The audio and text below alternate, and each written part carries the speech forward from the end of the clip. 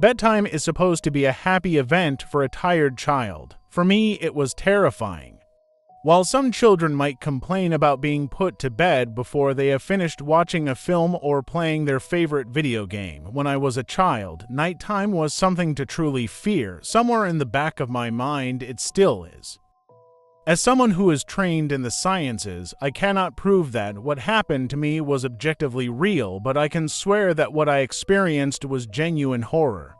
A fear which in my life, I'm glad to say, has never been equaled. I will relate it to you all now as best I can. Make of it what you will, but I'll be glad to just get it off of my chest. I can't remember exactly when it started, but my apprehension towards falling asleep seemed to correspond with my being moved into a room of my own. I was 8 years old at the time, and until then I had shared a room, quite happily, with my older brother. As is perfectly understandable for a boy 5 years my senior, my brother eventually wished for a room of his own, and as a result, I was given the room at the back of the house. It was a small, narrow, yet oddly elongated room, large enough for a bed, and a couple of chests of drawers, but not much else.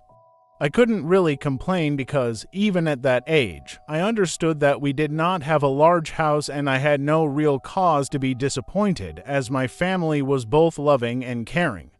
It was a happy childhood during the day. A solitary window looked out onto our back garden, nothing out of the ordinary, but even during the day, the light which crept into that room seemed almost hesitant. As my brother was given a new bed, I was given the bunk air beds, which we used to share. While I was upset about sleeping on my own, I was excited at the thought of being able to sleep in the top bunk, which seemed far more adventurous to me. From the very first night, I remember a strange feeling of unease creeping slowly from the back of my mind. I lay on the top bunk, staring down at my action figures and cars strewn across the green-blue carpet. As imaginary battles and adventures took place between the toys on the floor, I couldn't help but feel that my eyes were being slowly drawn towards the bottom bunk, as if something was moving in the corner of my eye, something which did not wish to be seen. The bunk was empty, impeccably made with a dark blue blanket tucked in neatly, partially covering to rather bland white pillows. I didn't think anything of it at the time. I was a child, and the noise slipping under my door from my parents' television bathed me in a warm sense of safety and well-being. When you awaken from a deep sleep to something moving or stirring, it can take a few moments for you to truly understand what is happening. The fog of sleep hangs over your eyes and ears even when lucid. Something was moving. There was no doubt about that.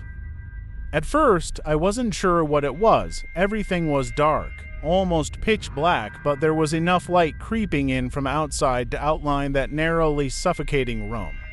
Two thoughts appeared in my mind almost simultaneously. The first was that my parents were in bed because the rest of the house lay both in darkness and silence. The second thought turned to the noise, a noise which had obviously woken me. That was it, bedsheets rustling in the dark as if some disturbed sleeper was attempting to get all too comfortable in the bottom bunk. I lay there in disbelief, thinking that the noise was either my imagination or perhaps just my pet cat finding somewhere comfortable to spend the night. It was then that I noticed my door, shut as it had been as I'd fallen asleep. That was it, bedsheets rustling in the dark as if some disturbed sleeper was attempting to get all too comfortable in the bottom bunk.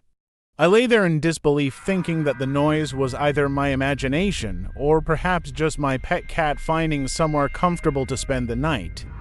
It was then that I noticed my door, shut as it had been as I'd fallen asleep. Perhaps my mom had checked in on me and the cat had sneaked into my room then.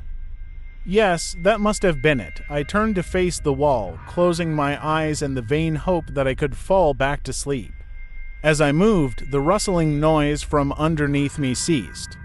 I thought that I must have disturbed my cat, but quickly I realized that the visitor in the bottom bunk was much less mundane than my pet trying to sleep, and much more sinister. As if alerted to and disgruntled by my presence, the disturbed sleeper began to toss and turn violently, like a child having a tantrum in their bed. I could hear the sheets twist and turn with increasing ferocity. Fear then gripped me, not like the subtle sense of unease I had experienced earlier, but now potent and terrifying. My heart raced as my eyes panicked, scanning the almost impenetrable darkness. I let out a cry. Thanks for watching. More in part 2. Hey, if you're enjoying this content and don't want to miss out on more, feel free to subscribe and hit the notification bell. That way, you'll always be in the loop for new videos.